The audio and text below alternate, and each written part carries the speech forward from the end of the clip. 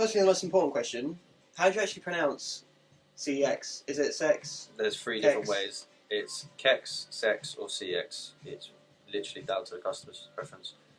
CeX is the puns. Like we have signs in our store for Q for sex. Our Wi-Fi is unprotected sex. We have access to Sex Life, Quickie Sex, Sex tools. Sex Tools.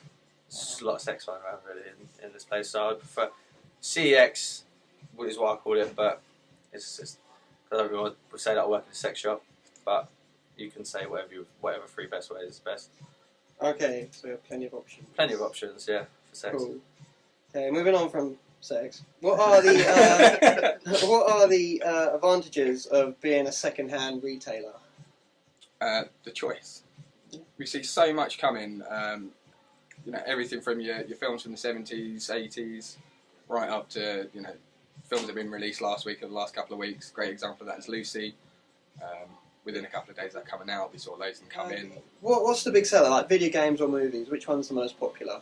Our movies is the one. That's where Quantity-wise, Yeah. movies. and then after that it goes 360 games. Yeah, Xbox 360. For prices, for what our earning comes from 360 mainly, but for quantity, because we're so cheap on movies, we'd have to sell 10 to 20 movies per 360 game. Okay. But 360s and DVD movies, I think there's no really round it at the moment. Is there? Blockbusters has got everything, so Right. movies on the shop floor. Okay, so what are some of the most popular games at the moment? Grand Theft Auto 5 on the next gen's doing really well.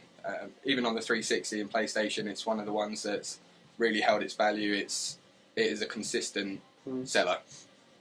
It's been a year in it. Yeah. Constantly selling, yeah. Yeah. And then FIFA's, Call of Duty's, your usual, the top games really.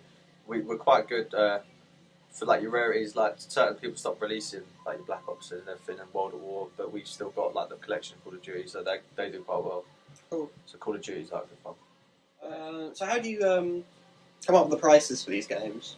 The prices aren't actually set by us; it's set by our head office. Right. And it works on a supply and demand sort of basis. There's like a pricing team of like, I think it's like a certain amount of people, pricing team, then they'll go through and they'll obviously look at the products and they'll decide on we get sent labels, we change them, we find out on the day when stuff literally changes. That's it. We don't have no control over the price. What about the retro games? How do you price them?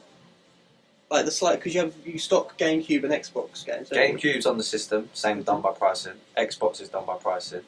PS1 games is done by ourselves, so we'll obviously research the game, see if it's popular and stuff. Or certain games we just buy in them and it's like, just give them some people, if we don't really recognise them, we just give them £1 for them, and if they sell, they sell. They don't differentiate because that's the one thing we have control over is PS1 games. Right. But it's just people coming in and looking. It's just a little bit of a looker, really, isn't it? Like people say we've got them and they look for them, but we don't sell them online or anything. Would you define like GameCube and Xbox games as retro? Because some of these games are like almost over 10 years old. Yeah, I mean they're older than 10 years old. Especially, I mean the PlayStation 1 came out in '94. Yeah. It's 20 20 years old now. Well, isn't PS2 technically retro now? It's essentially, it's starting to hit that point. I'm pretty sure PS2 is now officially retro, but it's like you said. I think it should just be classed as retro when they stop releasing stuff for it anyway. Yeah, I mean, I would say that over the last couple of years, there's definitely been a resurgence in the older consoles. I'm seeing so many more people coming in now and buying the PlayStation 2 games, PlayStation 1 games, because they've got all the newest consoles and they just want a little bit of old. Yeah. Everyone wants to have like a PlayStation 2 in their collection at home, just for the novelty factor of it. In our store, we've got Tony Hawk's Underground 2 on PS2 as our demo thing. But because we could have a new game playing like everyone else to buy it, but they sell, so why wouldn't we just give someone a little bit of a memory? Like I've sat on that thing playing it for hours once. Like it's that thing you can't really change. Those games are so good. They're bringing out all these new games recently. And plus, you're introducing them to the kids that come in as well who haven't seen it. Exactly, and a lot of parents can't afford to buy a £300 console for their young kids, so they come in and buy the PS2s and the PS1s, and it keeps them happy. So that's we do sell really well on PS2, I think. And I mean, I think it's testament to the fact that what you're seeing now on, say, for instance, PlayStation Network is a lot of the original games from PlayStation 1, PlayStation 2 being remastered for HD and re-released. Prime example, Resident Evil. Resident Evil the other day. So that's like a clear thing that there's still people want to play them. Yeah, there's also, a you massive can't market. buy second unless online or in store like ourselves. You can't really go and buy a PS1. No. Or PS2 or an Xbox or GameCube. They're all just we sell them here. We're not expensive for me, but we like give benefit of doubt. We know it's retro, but it's not ancient. Like SNES and stuff like that, we get a few of those in, but they go straight away. But GameCubes, for like 25 quid, you can buy a GameCube and just get a Donkey Kong and Super Smash Bros. Just smash it out. And just, you don't care about the graphics, do you? Do you know what I mean? Yeah, it's gameplay. How much do you say you've got a SNES, and how much would you price that? Because that's like ancient. Yeah, SNES was. We sold our SNES. Oh no, we sold our SNES for like £60 but it was sealed. it was just before you came. It was all in the wrapper. It had controllers, it had games, it had everything. It had the wires, it just had everything. So stuff like that we just researched, like because we were based on our own, we researched the internet, stuff like that, and see like what sort of various range that's going for, because we have to price it up ourselves. But then also, like you said, we need to give the benefit of that to the customer, because if we say, for example, someone's selling one for £70 on eBay or something, the gentleman could get £70, but we still need to sell it for £70, so we need to find a line in the middle where the customer's happy and we're happy. So it's quite hard to find a price with most retro stuff. Yeah. Okay. We're quite honest about it though. We just, if we feel that they're not getting enough for it, we can tell them that online's better. But obviously the hassle of online is a bit, get the cash in hand right straight away. Would CeX ever like encourage like gaming tournaments in their stores, or like you mentioned before, like a demo of playing a game? Yeah. I think they haven't they? I don't know if they've actually got as far as tournaments. Ali, yeah, they're never official tournaments, I don't think. But I recall a gentleman working here who had a Street Fighter tournament, and if anyone ever beat him, they could. If anyone ever come into the store and beat him on Street Fighter, they'd get the game of their choice. Wow. And that went through like the whole time he was there, and people would come in just to try and beat him, and no one ever beat him.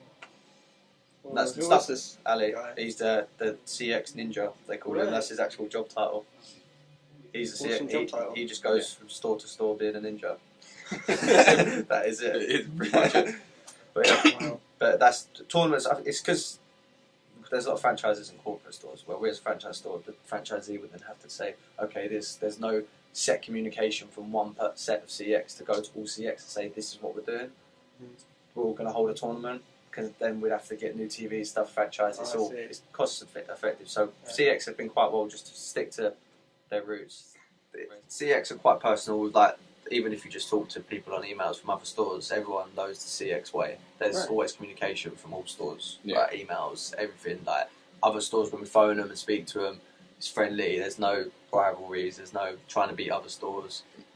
Stock wise as well, if a store's got 20 laptops and we've got none, they'll send us laptops. It's all to work together really, and it's the same sort of thing with the team. Like we're good with customers. Like we're not going to try and rip a customer off if we feel we're not comfortable with something. We speak to them about it. We're not told a set of rules. The rules are basically there for us to work our magic with really.